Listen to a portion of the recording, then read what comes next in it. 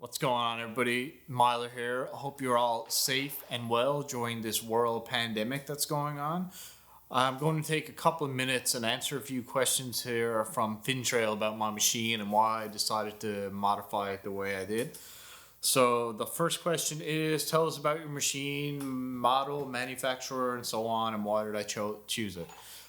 It is a 2015 Can Am Renegade XXC 1000. I chose the Renegade because I've always liked them. This is actually my second one. I like the Renegade. They're more sporty, aggressive look, and when the digital camo came out, I just had to have one. I sold my 2013 right away and got this one. Next question is, how did you upgrade your ATV? Okay, so we'll start with the motor first.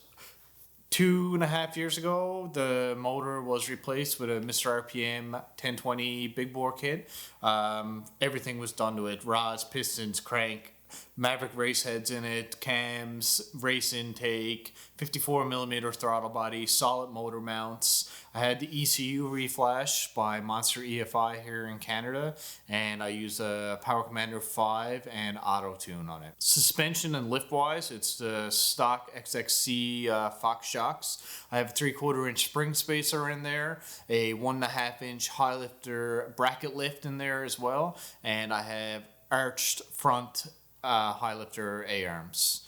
Axle wise, I got two Warthogs up front, one Demon in the back, and one stock in the back.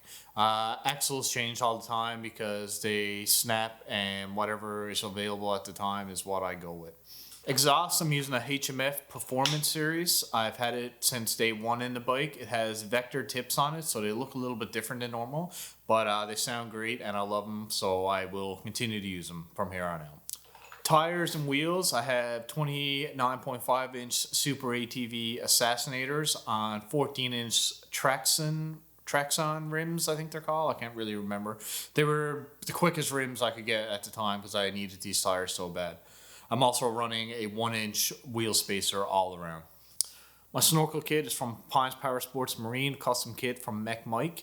They don't sell the Snorkel kit, but if you bring your bike to them, they will install it. My floorboards are from Full Throttle Power Sports here in Canada as well.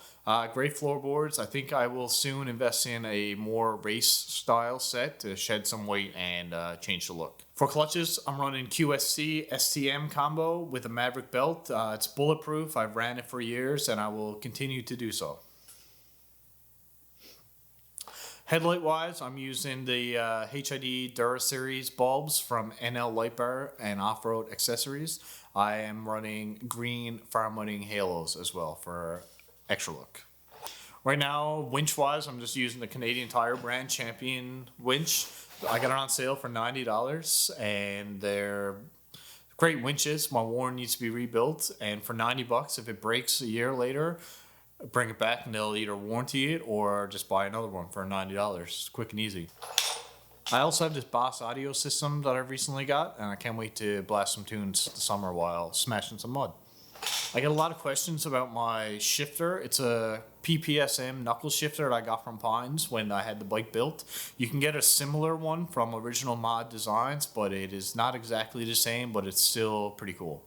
For rack, I'm just using the BRP Catalog Outlander rack with the Renegade mounts.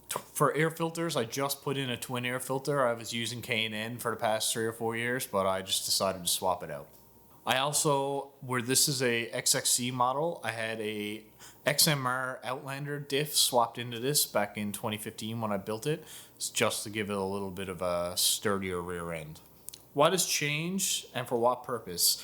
Axles change all the time just because I break them, and I like to try whatever's new on the market or whatever's easiest for me to get my hands on at the time. Tires, I've swapped them out every now and then. I've been on the Assassinators now for the last 2 years, but I'd like to swap out to a trail tire eventually, but that's another piece that actually changes quite often.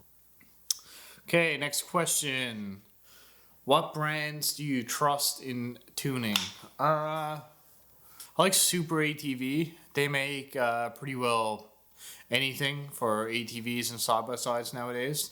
Rhino axles are great. I'm thinking about switching back to those possibly. I had the best luck with those. They make the Assassinators. They were like a breakthrough mud tire when they came out now a few years back. Another company I like is the Dura series from my buddies at NL Light Bars. I got the synthetic ropes. I'm running their headlights.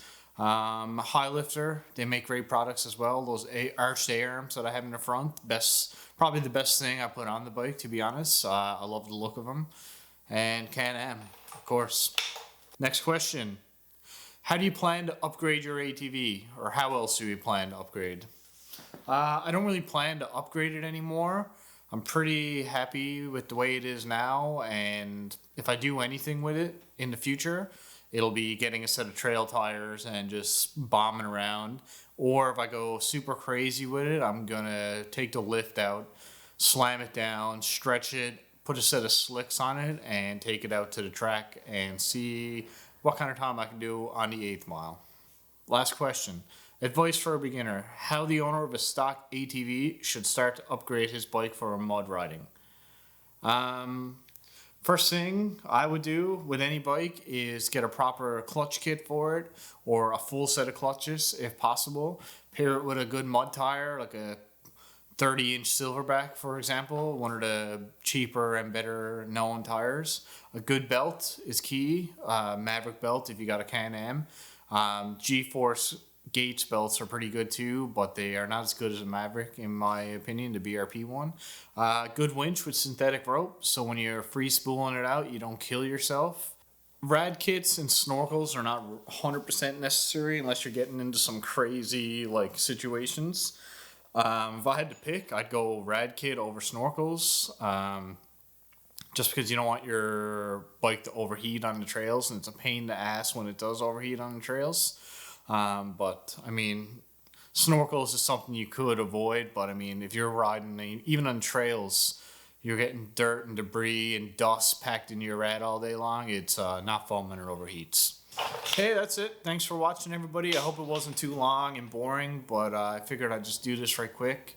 Hopefully this pandemic stuff will start to taper off, and everybody can get back to their normal lives. If you haven't checked out mudfrog.ca, do so. Grab yourself a hoodie, hat, t-shirt. The hoodies are awesome, super comfortable, and I will definitely be wearing this as much as possible. Cool. Thanks for watching. See ya.